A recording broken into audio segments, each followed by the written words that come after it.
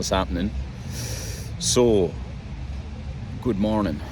Just out of the gym, got my workout done. I'm at the final stage of a 20-week bulk. So, like the last 2 weeks, really. So, it's May now. I've been bulking since January, since like literally the first week of January.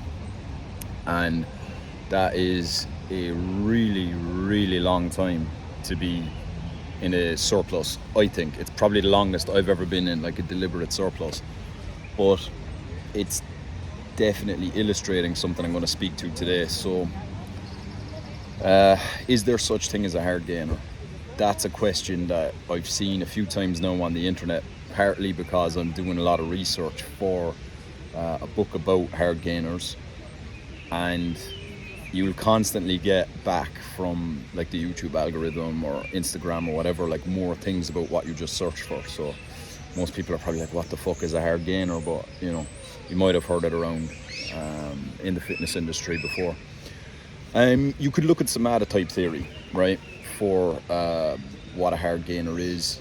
So there's 3 somatotypes, which is the ectomorph, mesomorph, endomorph.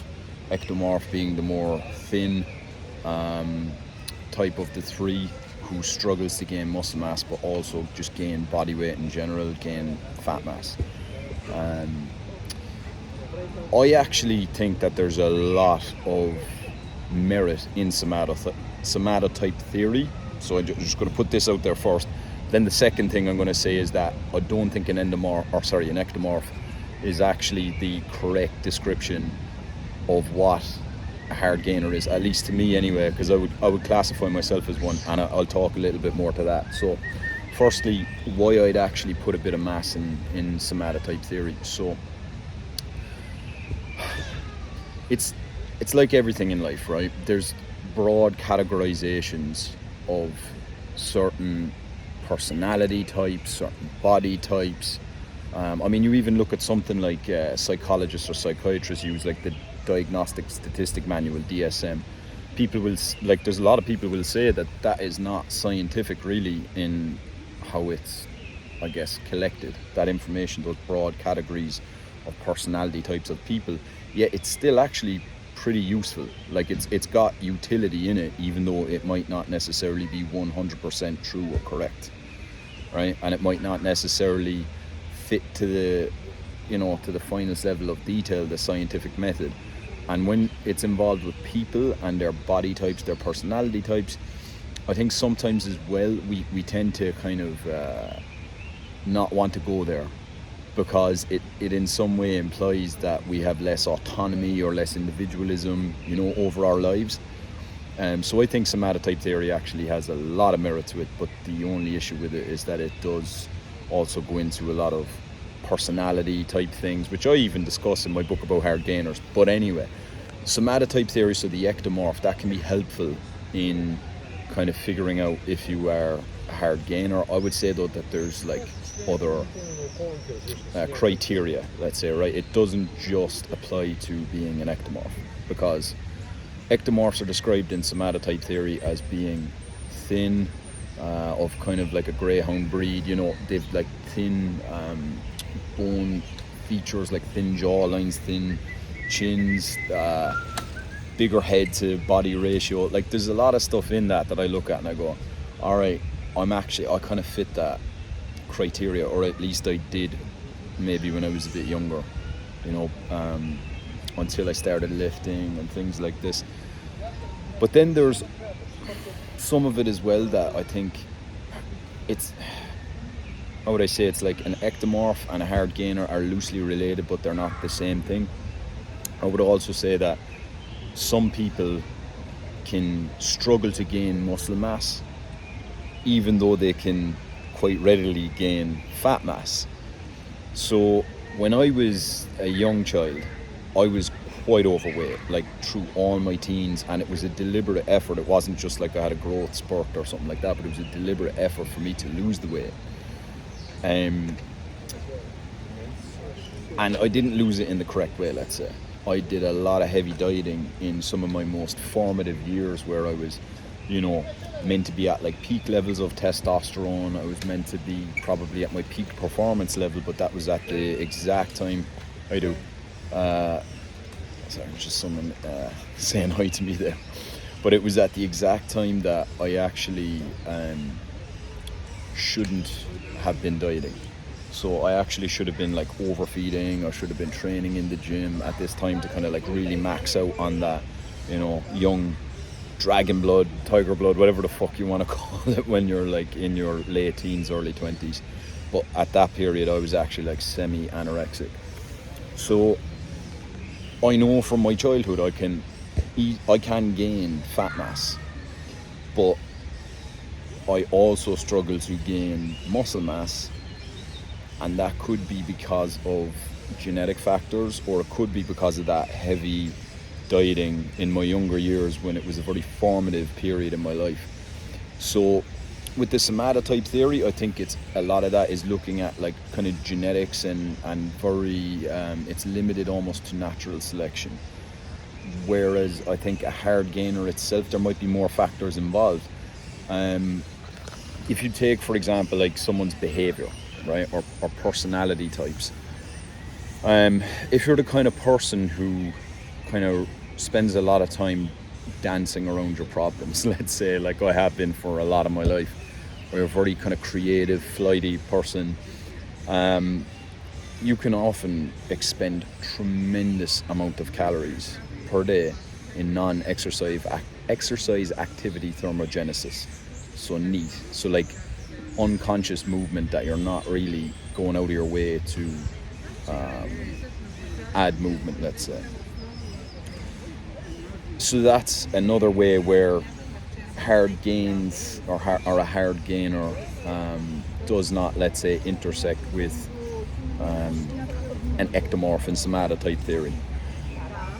The other question then, and this is the main question of the video, is does an ectomorph actually, or sorry, not an ectomorph, but does a hard gainer actually exist? Absolutely yes. Like the people who say that a hard gainer does not exist, and I've seen them countless times on YouTube, and it's the classic pull up your boots, pull yourself up by the bootstraps, do the simple things, do it over and over again. You know, just put in the hard work. You're trying to avoid the hard work with the excuse of being a hard gainer. I can tell you from like over 10 years of lifting experience where I've been more strict on my workout plans, more strict on my diet regimen, on overfeeding, deliberately overfeeding, than any of my counterparts that I've like come up with growing up. I have a far harder time gaining muscle mass or even just gaining weight now in my older years than any of them do. And they'd even admit that. They've said that to me a few times when I was younger, let's say. And yes, it sucks. And it's still not an excuse, but at least it can lead to better self-awareness. That's why I think the term hard gainer, I think the term ectomorph, I think they're extremely useful, because yes, the fundamentals still hold true, but there's specific things that you can do which will give you an advantage when compared to somebody who is also, let's say, an ectomorph or hard gainer, and they're just doing the bare basics. So some of those things, for example, could be like what I'm doing right now: extended bulking phases, extending gaining phases.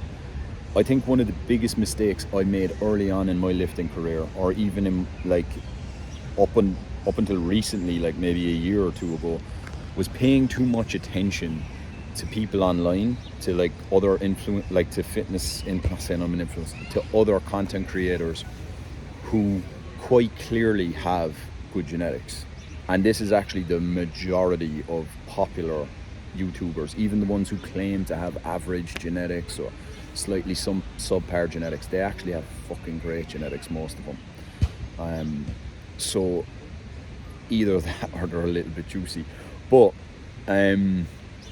they do these like short gaining phases where they're like, oh, I bulked for like 8 weeks, now I'm gonna cut for 8 weeks. And I was chewing up that advice for like so long in my lifting phase, or like things like lean bulking, main gaining, some of these concepts that you see, and it's really easy to get sucked into it, because who doesn't want to be lean? Who doesn't want to have a six-pack on Instagram?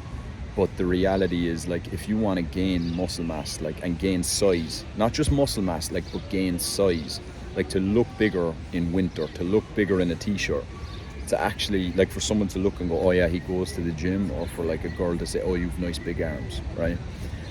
To do that, you will actually have to go and revisit the old school way of doing things as a hard gainer. So you will have to do these very long, extended bulking phases where you're gaining muscle mass and fat mass, and diet it down later.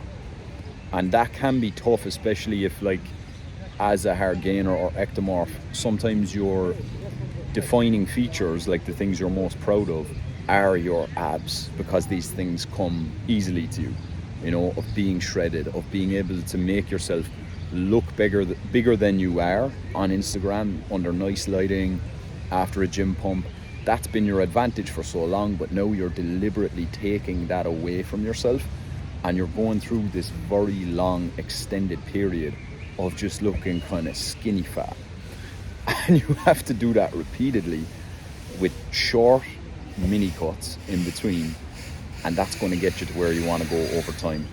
And that's just one example of, say, where the advice for a hard gainer, an ectomorph, whatever, it needs to be curtailed. Like, yes, the general principles apply of calories in, calories out, progressive overload, do the hard work, consistency. Yes, we get it, fucking mesomorphs who don't know they're mesomorphs. I understand that, but you have to also recognize if you are a hard gainer, because that, with that self-awareness, if you can look at it without an ego, like if you can just look and say, right, I am a hard gainer, yes, this is not fair, kind of sucks, what can I do about the problem? I think that's the healthiest approach to it. And if you would like more help with that, look out for my book, Hard Gains. By the time I publish this video, I might have already actually published the book, who knows? Because, I don't know, just the way I work, I like to kind of shoot content first and kind of publish it all later, because, you know, YouTube content, really, it's not that time sensitive, I think, anyway. But check out the book. It's going to be available in PDF format online. Right now, I'm in the process of just editing. It's like 125 pages long. I need to add images. For that, I need to look quite well.